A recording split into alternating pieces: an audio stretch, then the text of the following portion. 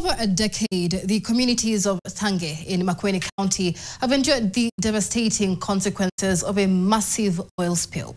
A silent tragedy that has slowly poisoned their land, water, and livelihoods. But today, a glimmer of hope and a significant step towards justice has finally emerged from the Environment and Lands Court in Makueni.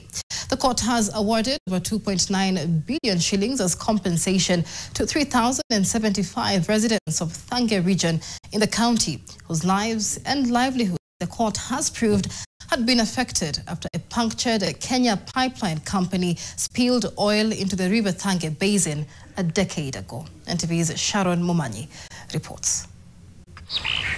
This ruling marks a pivotal moment for a community that has suffered immensely. It was May 2015 when a punctured Kenya Pipeline Company, or KPC pipeline, unleashed thousands of liters of oil into the river Thange basin. What followed was an environmental catastrophe that poisoned water sources, rendered farmlands infertile, and brought a wave of illness and death to this community. Residents reported severe health complications, including kidney and liver problems, and witnessed their livestock succumb to the contamination. Tunaenda tukiwa tu ni kama mtu ni kama ako kiwete tu. Nasikia kichwa kinauma, tumbo linauma, nasikia figo pia zinauma. Sasa hata mikojo iko yellow kabisa kwa sababu ya kutumia hayo maji. Over 3,000 residents, united by their suffering, took their fight to the Environment and Lands Court in Makueni. They accused KPC and the National Environmental Management Authority, NEMA, of violating their constitutional rights to a safe environment, life, and dignity. It is also not disputed. The court heard compelling witness accounts revealing a shocking truth. Residents had reported signs of heavy corrosion on the pipeline 5 years before the spill, but their urgent warnings went unheeded. Articles 5 and 7 of the Universal Declaration of Human Rights and the International Covenant on Civil and Political Rights respectively provides that no one shall be subjected to torture, to cruel, inhuman, or degrading treatment or punishment. And the aim of these two articles is to protect both the dignity and the physical and mental integrity of the individual. The judges highlighted a major indictment on both KPC and NEMA, stating unequivocally that they breached their constitutional obligations in respect to safeguarding the environment. Today, the three-judge bench delivered a monumental verdict. The court awarded a 2.9 billion shillings to the 3,075 affected residents.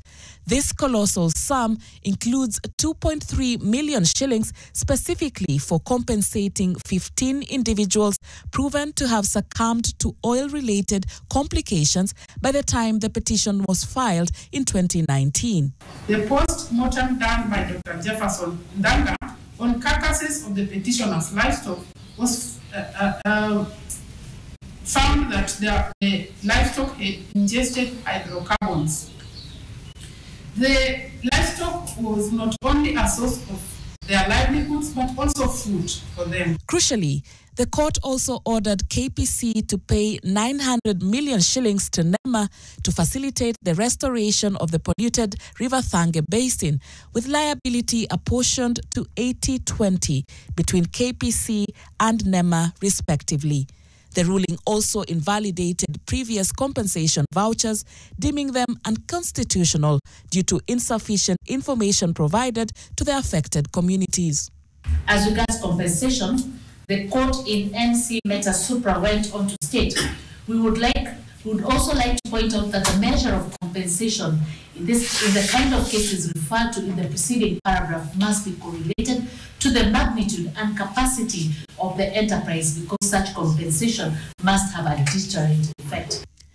Beyond the monetary compensation, the court issued a crucial environmental restoration order.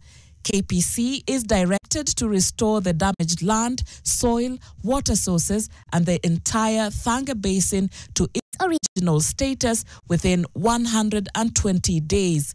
It is clear that the first respondents' actions of failing to proceed supply them with water when all their water sources had been contaminated with hydrocarbons caused them physical and mental anguish, violating their rights under Article 29 of the Constitution. The This ruling marks a significant victory for the people of Thange, highlighting the critical need for corporate accountability and environmental protection. Sharon Momanyi, NTV.